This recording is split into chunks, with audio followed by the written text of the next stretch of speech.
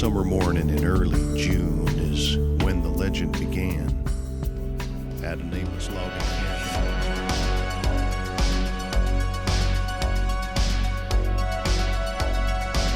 Hey everybody, welcome to the first episode of Back Through the Stargate. Why is it called Back Through the Stargate? Mind your business, that's why. We'll get into that never. So, I'm Chris, if you know, you know. And I'm G-Raj. If you know, you know. Your host with the most. And you know what I think? I think that living in the fucking desert sucks. I miss trees. I miss forests. Yeah, what do you think? Forests are nice, but forests are evil.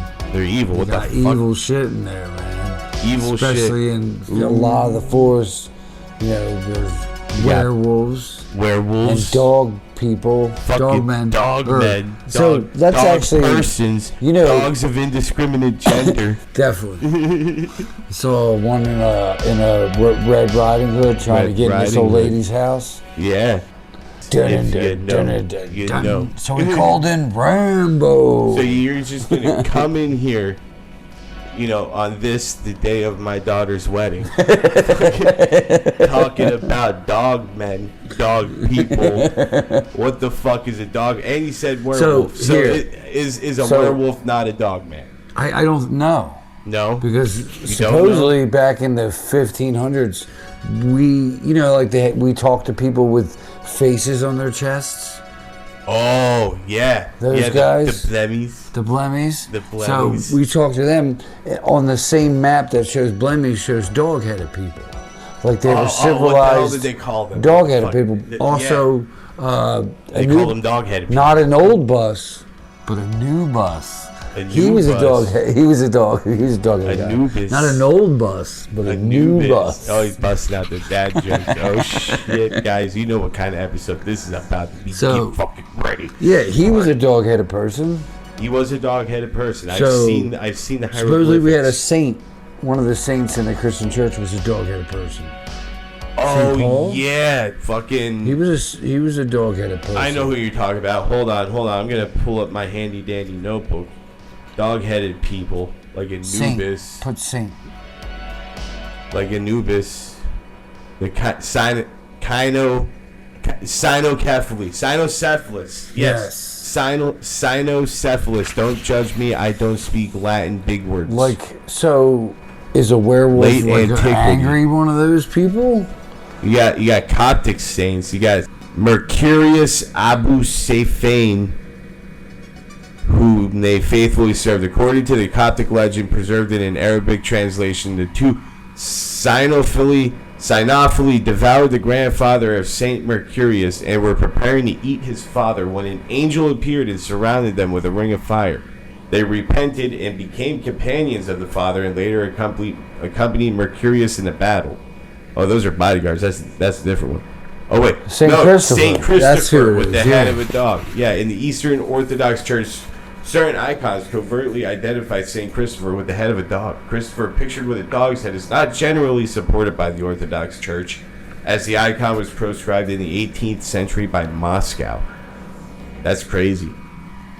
Yeah, like why would they make a dog-headed saint if he wasn't really like a dog-headed dude? I mean, they might have just been like trying to hide him, but I like the idea that he had the head of a dog. Yeah, that is what I subscribe to. But they said, like, you know, so was a werewolf a way to describe, you know, that, or there are wild dog people out there? I mean, when you think about it, when you really think about it, a lot like werewolves are generally thought of as European. Well, think about European monsters, but there's a lot of like Europeans. Even in the 50s, they were like, that doctor could never kill anybody, and it's like, no, dude, that dude's a raving psychopath, you know, with an ego complex. I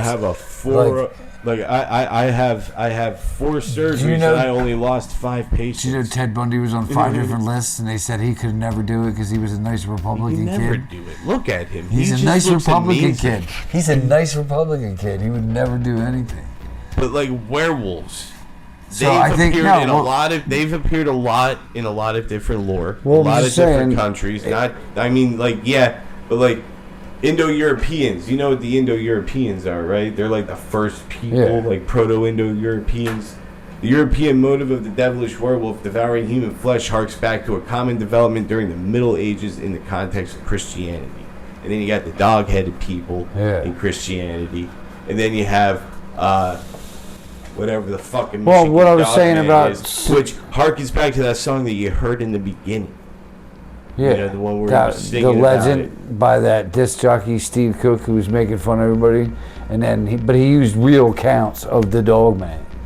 Yes, according to our sources, which are very thorough, we have a whole 2.5 paragraphs worth of knowledge here. The first known sighting of the Michigan dog man occurred in 1887 in Wexford County, when two lumberjacks saw a creature whom they described as having a man's body and a dog's head, just like the song in the beginning said. Yeah, in 1938 in Paris, Michigan, Robert Fortnigh was attacked by 5 wild dogs and said that one of the 5 walked on 2 legs. That's fucking crazy, dude. Could you imagine you're getting attacked by a fucking pack and of one of them wild stands dogs, up. What the fuck? and one of them just standing there with his arms crossed, looking at you like, Reports of similar creatures all came from Allegan County in the 50s and Manistee and Cross Village in the 67. These sources, man, it's so fucking thorough. I know. It's thorough.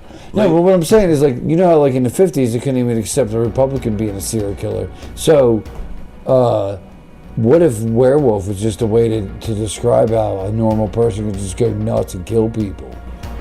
I mean, who's to say not? He could have had a dog's, like, he could have had, like, a dog mask on his head, you know? And he could have just been out there just attacking motherfuckers with a pack of dogs. Why the hell not? Is there, because every culture has werewolves and vampires, and it's really weird. Because it's always shapeshifters. Like, are there things out there that can turn into animals? You know, like a shapeshifter. I mean, why not? Like, you got like skinwalkers, Yeah. Wendigos, according to modern lore. Even though if you read the Wendigo by Algernon Blackwood, it literally just looks like a zombie guy running through the sky like Peter Pan. Yeah, there's a lot of. I mean, I do believe that there's a world out there that we can't see yet. We haven't got to. Some people tap into it, but they hide well. It's like, you know, they're like, oh, that doesn't exist. Oh, you checked my house too? You know what state is very, very close to Michigan, relatively speaking, and had a similar sighting to the Michigan dog man? What's that? Wisconsin. Oh, yeah, it's not far. Wisconsin's like right there, and they got the Beast of Bray Road. Yeah. You know what the Beast of Bray Road is? That was a werewolf, right? It's kind of like a werewolf. It's a hairy humanoid with canine features. It was sighted near Delavan and Elkhorn in Wisconsin. Wisconsin, Mike.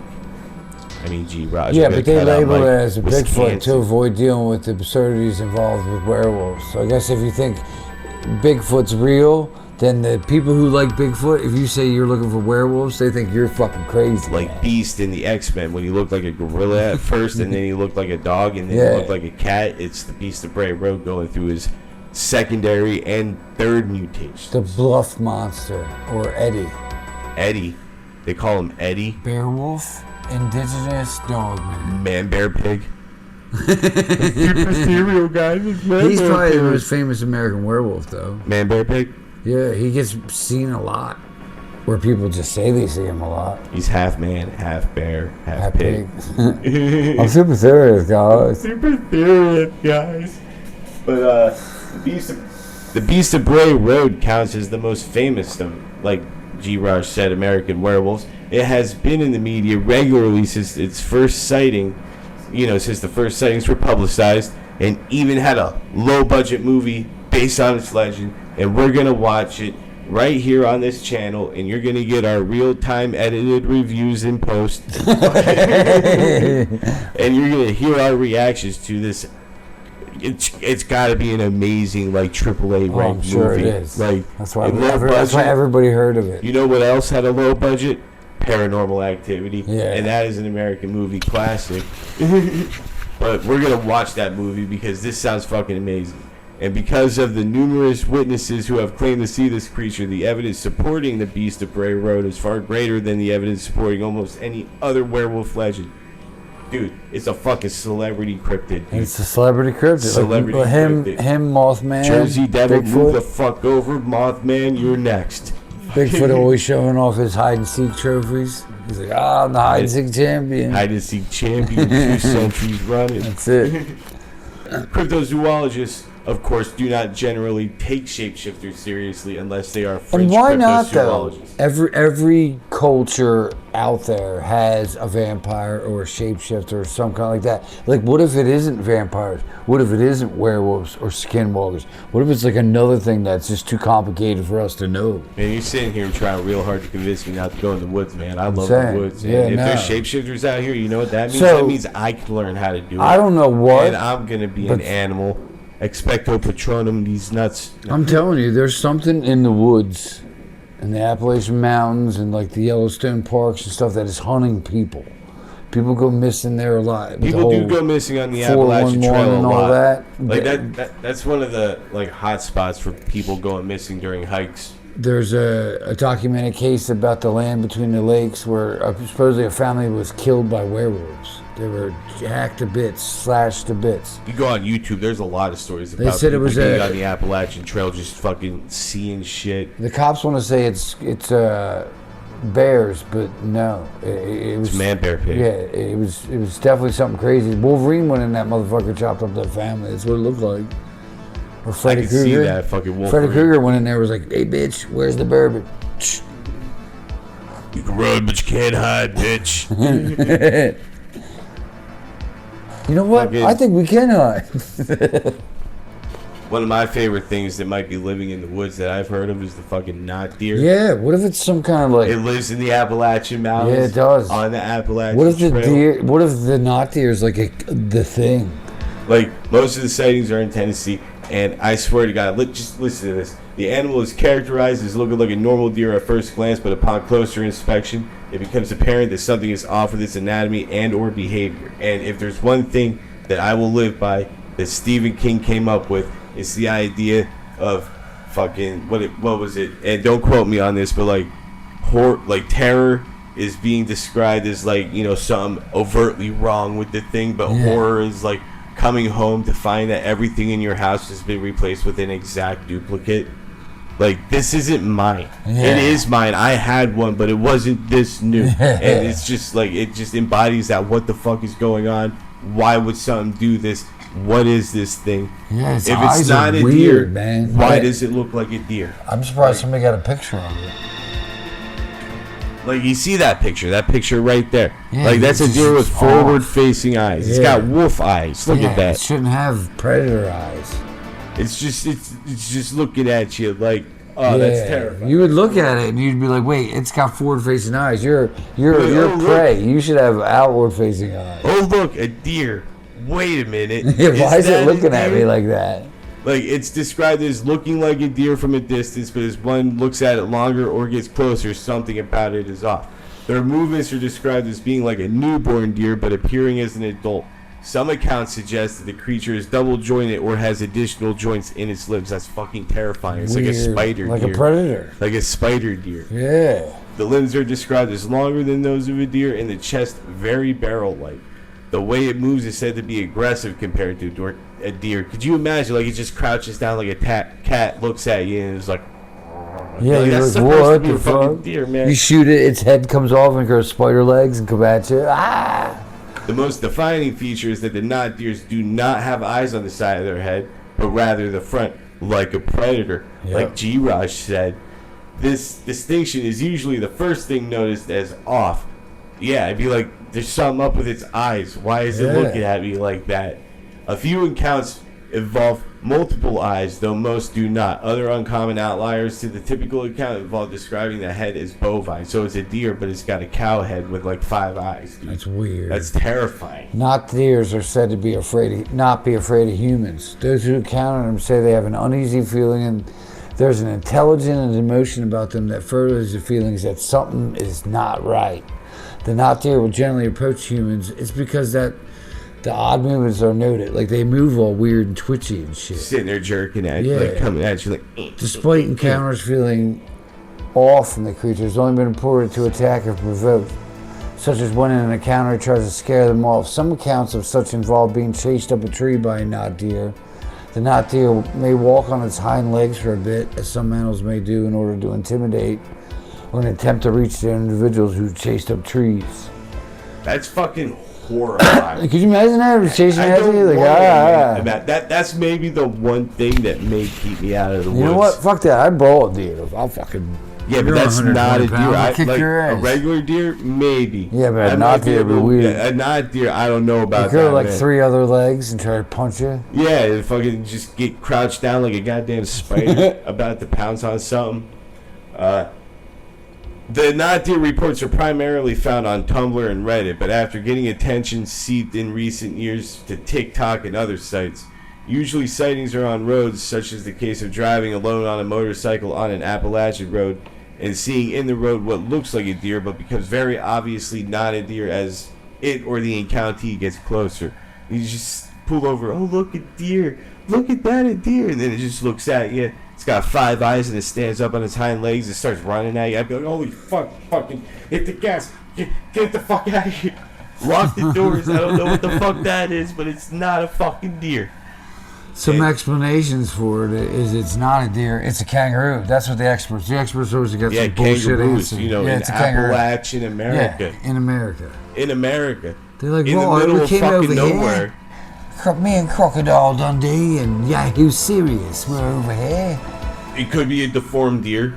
Yeah, it's true. Knot deers are suggested by skeptics to be encounters with deer who have birth defects causing unusual walking patterns and head shapes. The feelings reported by those who claim to have encountered knot deers are thought to be the result of isolation, sleep deprivation, or other factors. Or you're just sitting on your fucking porch and you're looking at the forest line and you see a deer out there and you're like, oh look, a deer, and then it looks at you. It looks at and you, predator eyes. You're like, wait a minute. It stands up with its predator eyes and it just starts walking. Well, that'll towards give you that uneasy, like, instinctual from the, your primordial ooze in the middle of you. You're just like, that's not right, And even if you may not have heard of it, it has been referenced multiple times in popular culture. Probably the most popular of, the pop culture references is in Adventure Time. There's an episode called No One Can Hear You, and a possible knot deer is featured prominently as the main antagonist.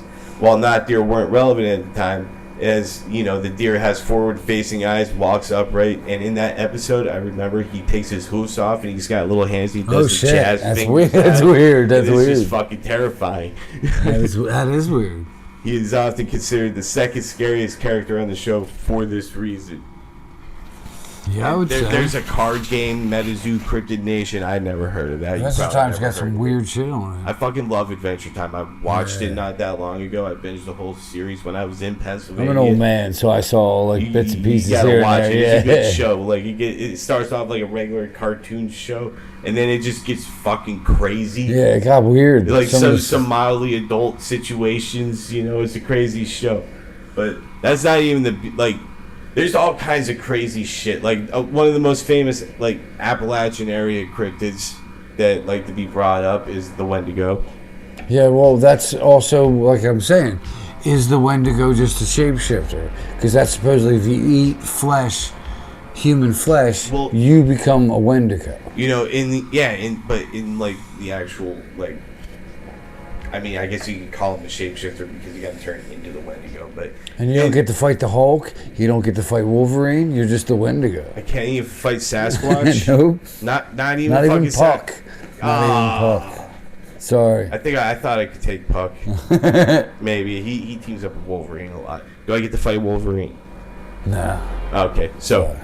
The Wendigo is a cannibalistic spirit resembling a zombie. In some forms, the Wendigo is the size of a human, while in others, it could be 15 feet tall. That's fucking terrifying. Yeah, usually what it looks like, it's big, gray skin, it's got horns. Sometimes it's got antlers, horns. rather. Sometimes Antlers, it's got antlers. Most of the time, it just looks like the earliest descriptions of the Wendigo was that it had a similar appearance to an animated corpse with a skeleton-like body, thin with gray skin, sunken eyes, bloody lips, yellow fangs, and a long slimy tongue. I'd say that's scarier than having antlers. Yeah, well, Wendigo's 40,000 years old. Yeah, it was the first sighting 40,000 years ago.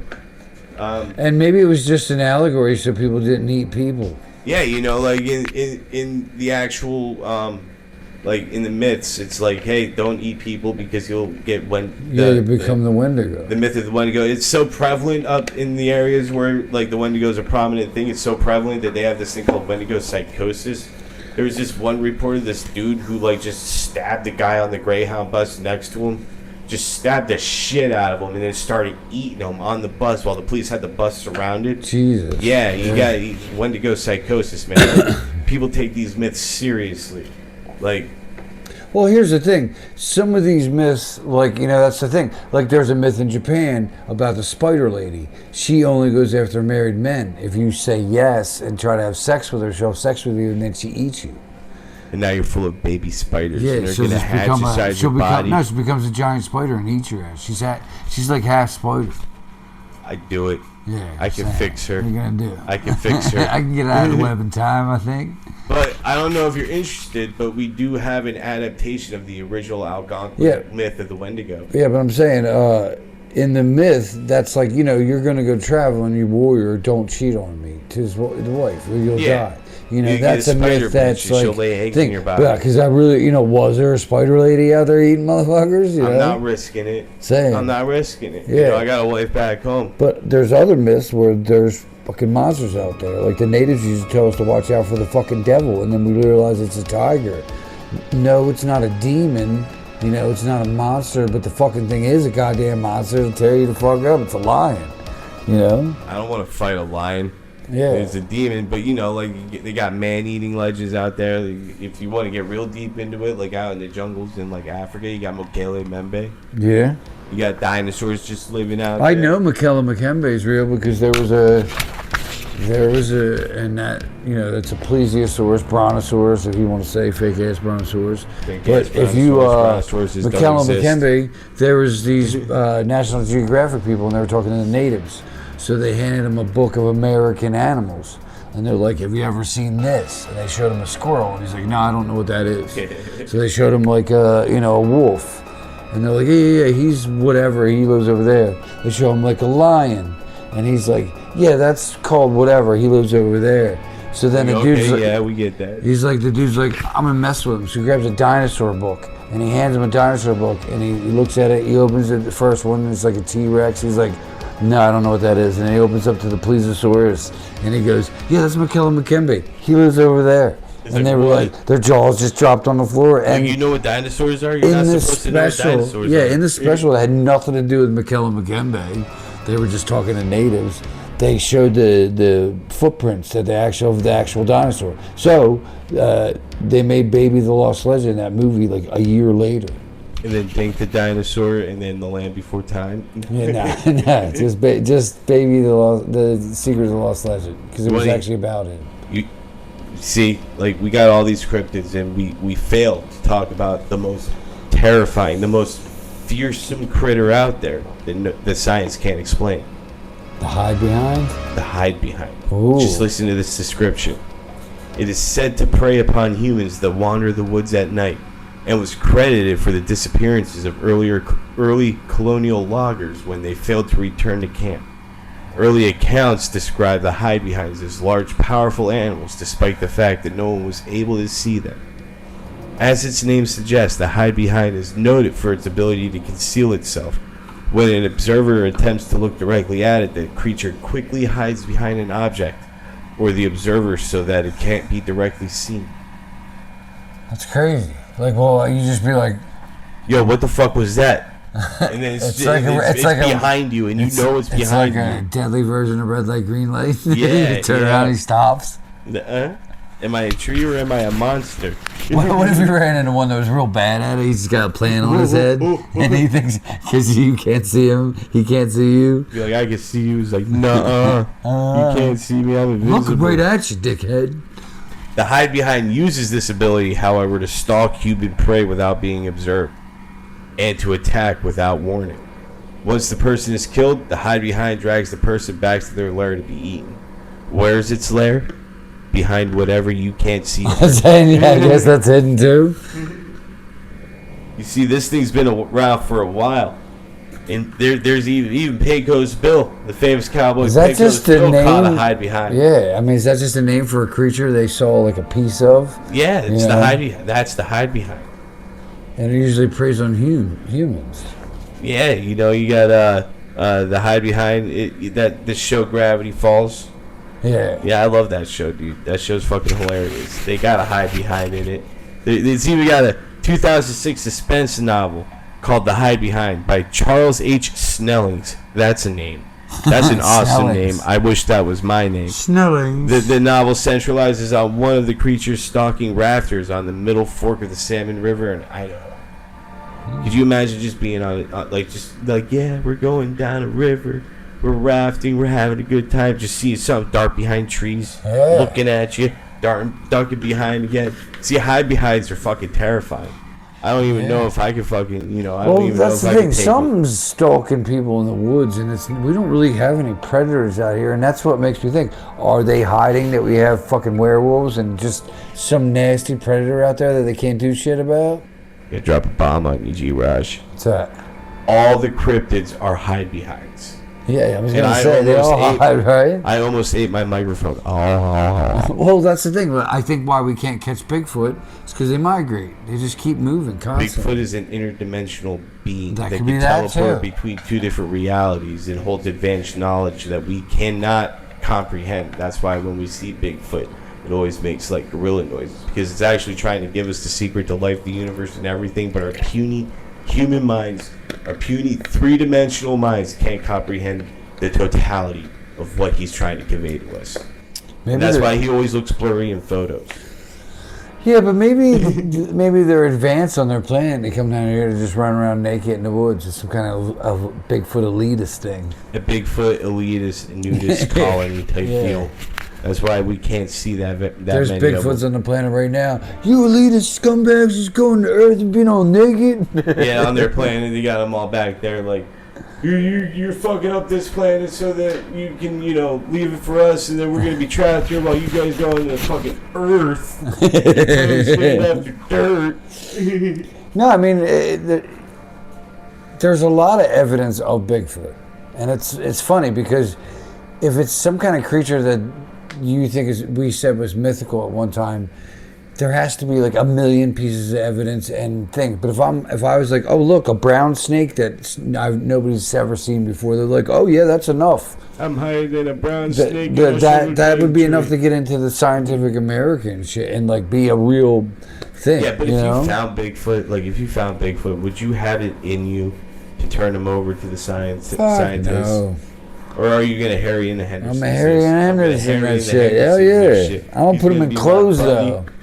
If he wants to wear clothes, I'm gonna put him in clothes and hang out with him like if he was to wear clothes, like he was just my friend.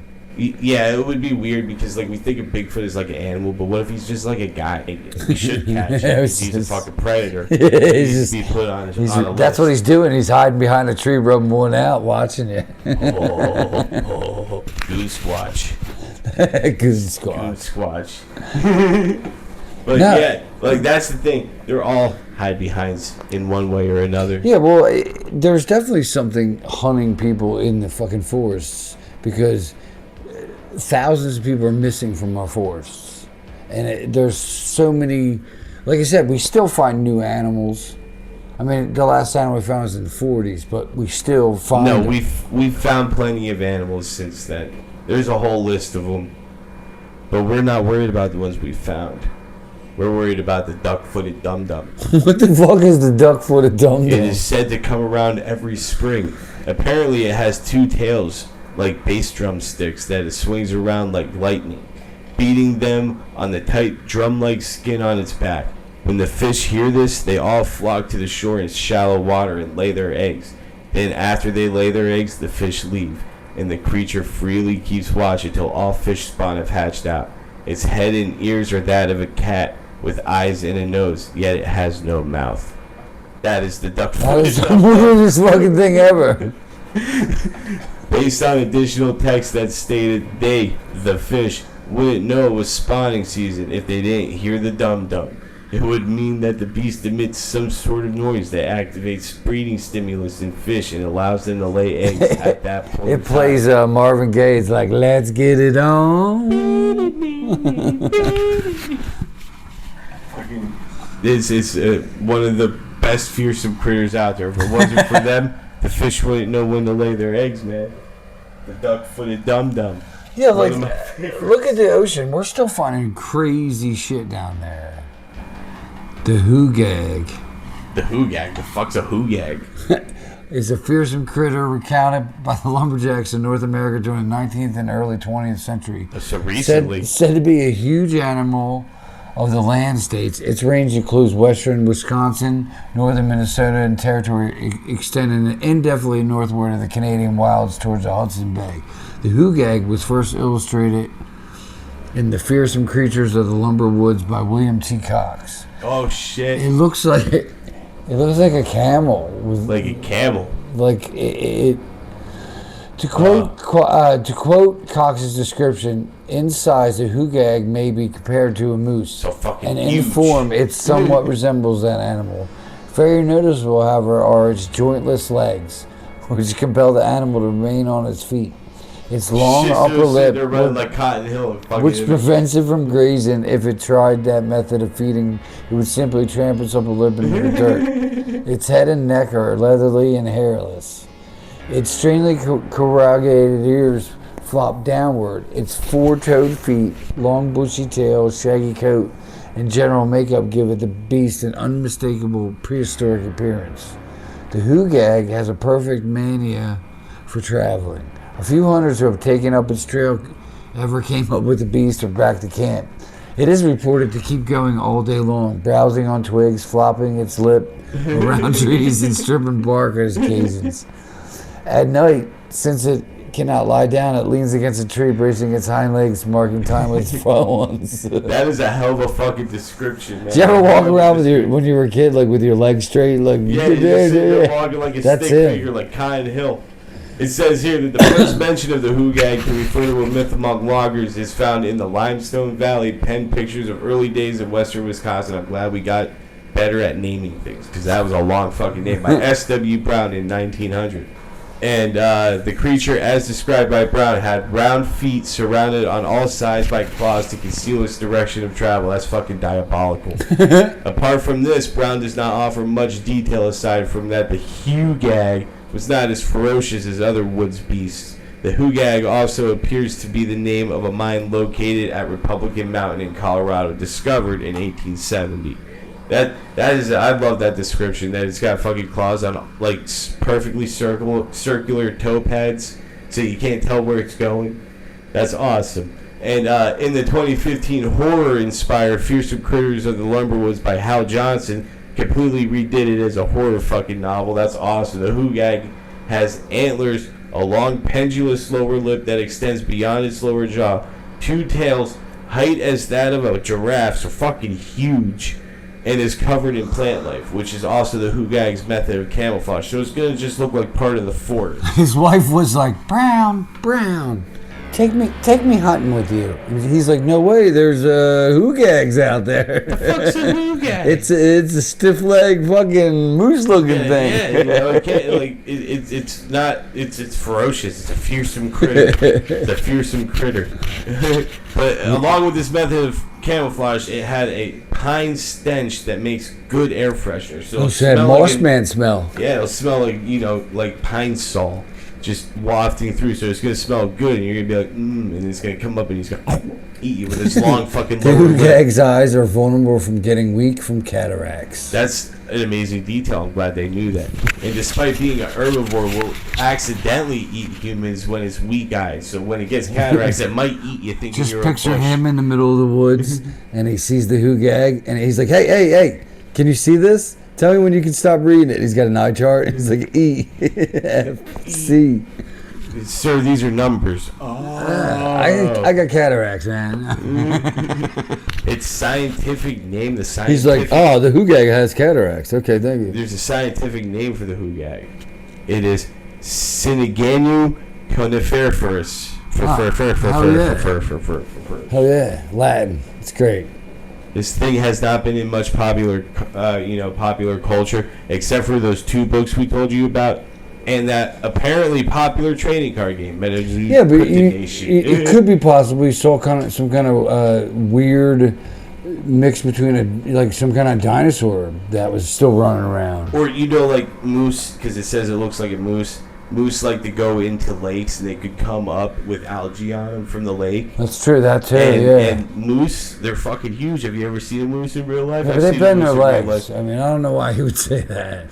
There's nothing that has stiff legs like that. Yeah, but nothing runs around like Cotton from King of the Hill. This big, man. Like I saw a moose thing this big with a weird lip. It says it has horns. It could be a moose covered in algae. On that note, it's not a cryptid, but moose are fucking terrifying. Oh, they are you could terrifying. be scuba diving in a lake like 30 feet down and just see a moose swimming up from the depths looking at you. I'd be like, oh my god. It's a moose. It's the a last kelpie. The last place I'd expected to see a moose. You could get killed by a moose 30 feet underwater, dude. Telling you. It's terrifying. It can hold its breath longer than you. No, like I said, there's something running around the woods, and there's all kinds of weird shit that we don't know about. Like, there's for every million fake videos out there where you see there's crazy shit. At least one real one or 2 or 3 are real. They might be. You and I've know. seen there is, like you said, there is some crazy shit. I've seen there. crazy shit. I've seen some half crazy the time shit. when you see the crazy shit, it looks fake, but it's real life happening in front of you. There happening in front of you. I know it's real. CGI. Yeah, it might be CGI. This could all be a simulation, and cryptids are just, rogue virus programs that are running through, and they're supposed to be gone. And that's why the scientists won't acknowledge it, because if you acknowledge it, you give it power and you give it data. Yeah, but what if the simulation is real, guys? The Matrix is real. Look, what if I told you? No, I'm just saying, like, what if the government made a deal with doghead people and they get to run around the wood in our national parks? That's why we have national parks, because that was a treaty where, okay, you guys have this protected land. Yeah, you're allowed to have this, and they just told the people, oh, it's a park. You can hang out here. You're gonna be walking through a national park one day, just out in the middle of the woods on a nice, decent hike. You've been out there for a while, and you're just gonna see Hellboy come crashing out of the woods, getting thrown by. Well, if you ever been to a national park, there's a spot where you camp. There's a spot where all the activities are for everything that goes on there. There's lake activities, and then the rest is just woods. Yep. So anything, they could just have, hey, stay away from the people. Well, they'll stay away from you. Because even if you walked for like 4 hours into the woods, you're going to turn around and come back, even if you're camping and shit. Yeah, unless you get lost or you get led astray by a hide behind. And you find those fucking weird stairs that lead to nowhere in the middle of the parks. Yeah, and what people don't talk about, there's feral motherfuckers out there. Feral people, there just are feral straight up humans that just are just crazy. Melon heads out there. They have 2 or 3 generations, they don't even talk, they grunt to each other and shit. There's been stories of people running into these feral people, and they're dirty, they don't have clothes on, they're just, yelling and... Not really yelling, but more like growling and shit at people. Growling at people. Like I said, melon heads. Legendary beings that live in the forests of Michigan, Connecticut, and Ohio. Different variations of the legend attribute different origins to them, but there's a bunch of different origins, and there's a bunch of different legends. Somebody had to have seen something. The creatures are said to appear vaguely human with bulbous melon-like heads, and if you see that goddamn picture, that's terrifying, man. It's You've heard of the ones, right? Yeah, I'm saying I've heard, we had that in Pennsylvania. Yeah, the melonheads. Yeah. Well, Ohio's close to Pennsylvania, so that makes sense. The melonheads were originally abandoned children who, at least in Ohio, this is what they say in Ohio, originally abandoned children who a scientist by the name of Dr. Crow decided to quote-unquote take care of at his facility in Kirtland, Ohio.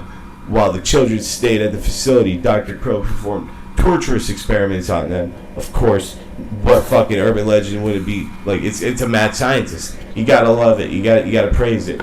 And performed torturous experiments on them. What got them the name Melonheads was when Dr. Crow injected chemicals into their brains, which caused their craniums to grotesquely grow. Because of this abnormal growth, they developed hydrocephalus, giving them the melon-head appearance. Because they're sitting there like Rubber Johnny, man. Like fucking Rubber Johnny. If you know, you Melonheads know. turned on him and killed Dr. Crow and burned down his facility. And now they live in the woods. That totally Just sounds like running a around. real story. Like, yeah, it Not does, like right? teenagers made it up at all. No, this not is at all. totally real, It's guys. totally real. But what about the ones from Michigan? You read that one. All right, the Melonheads of Michigan are said to reside around Felt Mansion, although they have been perfect, a mansion? reportedly seen in the southern forest areas of Ottawa County. According to one story, they were originally children with hydrocephalus who live in Junction Insane Asylum near Felt Mansion. This is fucking perfect. The story explains that after enduring physical and emotional abuse, they became feral mutants and were released into the forest surrounding asylums. Stay away These from that Melonheads mansion. are feral. Let them go. Stay away from that mansion. The That's where Legend the County mutants Historical live. Society asserts that the asylum never existed, although at one point a prison. So maybe they were prisoners. There's even one from Connecticut. Several variations of the Melonhead myth can be found in Fairfield County, so there's more than one. Oh shit! Most instances can be found in Trumbull, Shelton, Stratford, and Monroe. But other instances can be found in Seymour, East and West, and all these other fucking towns that are in Connecticut. There's like 10 towns, we named all of them. Fucking.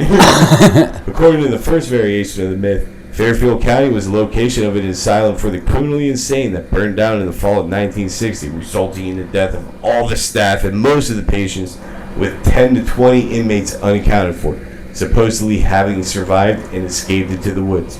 I fucking love it. Just anything to keep you out of the woods. So go to the woods. That's where the Melonheads So the live. legend states that the Melonheads' appearance is a result of them having resorted to cannibalism in order to survive. The Harsh winters of the region. And inbreeding. inbreeding. I was gonna say, wait a minute, how does eating flesh make your head all big? It was the inbreeding that did it. I've eaten a Which in bunch, turn- and my head's fine. Oh wait, no, never mind. Wait, Sorry, wait, what? No, did what? you- No, what? Wait, what? no, what? Save Nothing. that Keep for reading. episode 2, man. The Save that for Melonheads episode are 2. descendants of the colonial era family from Sheldon Tumble, who were banished after accusations of witchcraft.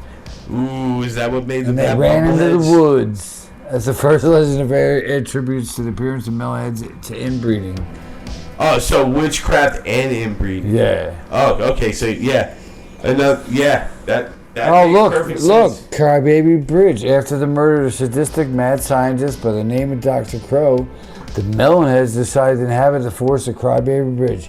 And every town has a Crybaby Bridge. Every fucking town. I know. I had one. Yeah. Fucking.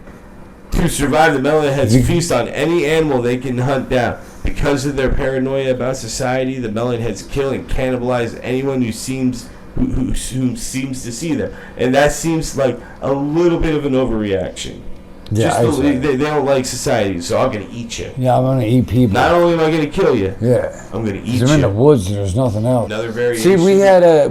See, right in Pennsylvania, we had something called the pit cairns, where supposedly, Pit there, cairns. yeah, there's a big car place up there. They sell cars, like new cars. There's pit cairns. So supposedly the big legend was the pit cairns had a bunch of retarded children. You can't say that. Or they're you know what I'm saying, mentally challenged children running We'll around. enough into the podcast. But I like, think I need to edit but like that. super, like psychopath. They tear you up and eat you and shit. So it's a big always story. You go up there, like the big story was like, oh, my friend's cousin's uncle's brother went up there, and big and Karens. the cops stopped him like, what are you doing? And put the taser under the car, and one of them ran out because he was trying to. Yeah, it's like when you're a kid, you hear it, you're like, no, and then That's not as true, an there's no yeah, way. as an adult, you're like, wait, that's some bullshit. So the moral of the story of this whole episode boils down to this, ladies and gentlemen, boys and girls, children of all ages, and the mongoloid children that live in the woods. Stay out of the woods. They're very dangerous places. Like I said, someone's hunting people in the woods, whether it's rich people with nothing better to If do, you're gonna or go if in it's the werewolves. Bring a friend, bring a gun. Back to our bring a original sharp point. Stick. Back to our original point. What is the difference between a dog man and a werewolf? A dog man and a werewolf, you say? Yeah. Like, is it just I feel like is it just a man- werewolf's pissed off dog man? I feel like a dog man has always been a dog man, but a werewolf is a man that got turned into it. Yeah, I'm just saying. Like, you think a werewolf is like or Michael Jackson turn, yeah.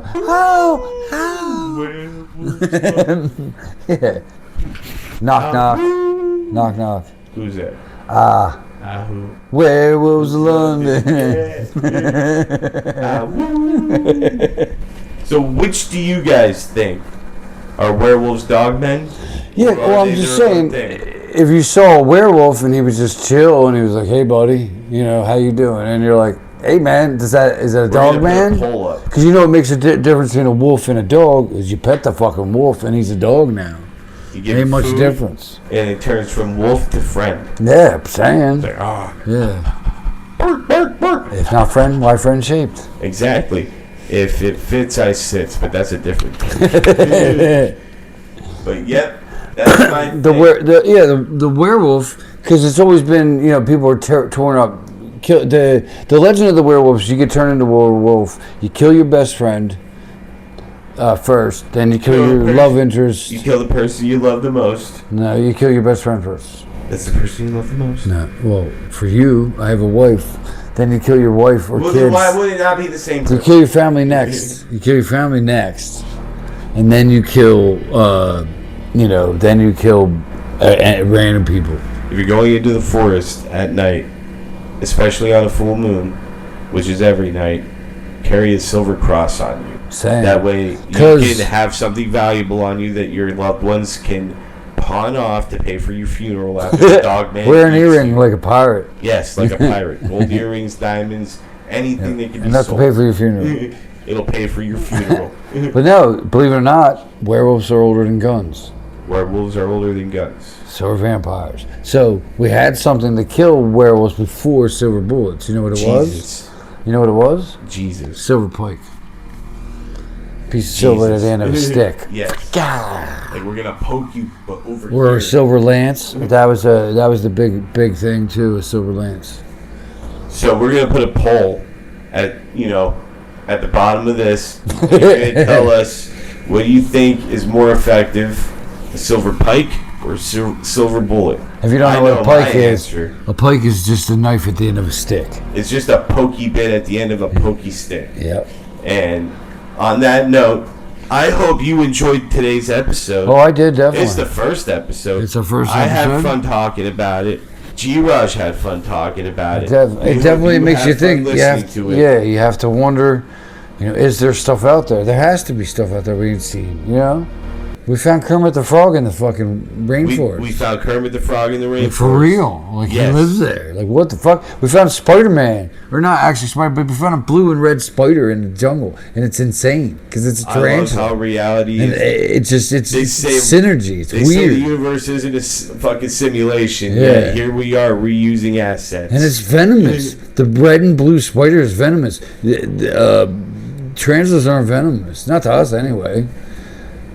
Speaking of Spider-Man, tune in next week. Yeah. Because we're going to be talking about That's right. Marvel stuff and how we hate the, just regular boomer talk about how That's it. movies suck now compared to when we were kids. But And how they ruined our childhoods. Yes. So sit back, stay tuned, and enjoy we're that. gonna be positive. Don't listen to we him. love Marvel. Don't get us started on Star Wars, though. Yeah.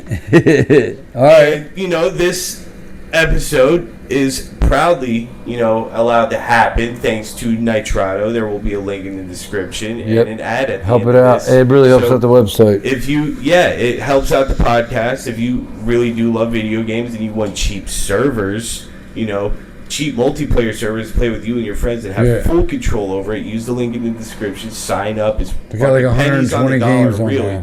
There's like G-Rush said, over 120 games. You got Ark, Minecraft. We know you people love fucking Minecraft. You can't get enough of that. And all that. Listen to the ad. You'll love it. Lava We love chicken. you. Chicken jockey. And this has been Back Through the Stargate. We hope you enjoyed it. I love you. Give 'em See kisses, ya- give 'em see you later, kisses, G-Raj, everybody. Give 'em kisses. Damn it, leg. Yo, G-Raj. I seriously don't know how you're still putting up with those laggy ass servers, man. You gotta check out Nitrado. I mean, I am tired of slingshotting into the walls. Exactly, that's what I'm fucking talking about, dude. Nitrado's game servers are super affordable, so your broke ass can still fucking get it. Like a few bucks a month, and they got over 120 games. That's awesome. Ark, Minecraft, Rust. You can even swap between them at any time. No extra fees, different games, man. Wait, you can switch games on the same server? Yeah. Plus, setups instant, and you're totally in control. No nonsense, no contracts. Just hop in and host your own world the way it should be. Okay, you sold me. Where do I sign up? Nitrata. Use the link in the description to sign up. I'm Yep, down. that link right there. Just click I'ma try on it. that. It's nice and easy, man. Nice and easy.